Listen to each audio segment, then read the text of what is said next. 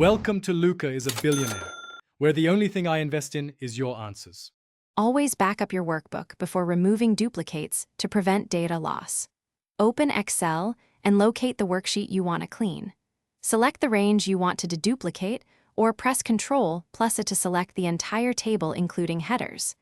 Check that the top row contains clear column headers and format as a table if helpful.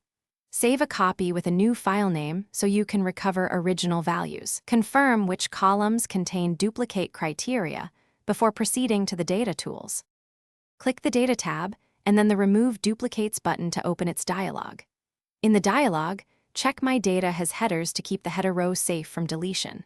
Select the specific columns to compare by checking or unchecking column boxes in the list.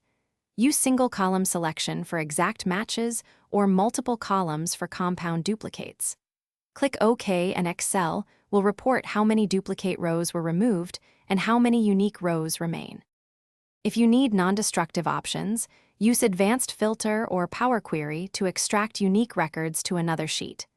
In the worksheet, apply conditional formatting with a COUNTIF formula to highlight duplicates so you can review them first.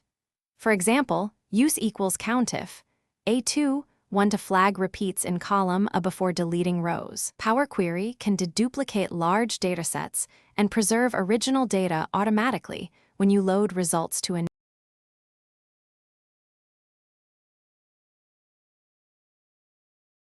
Thanks for watching and please subscribe. It's the best investment you'll ever make.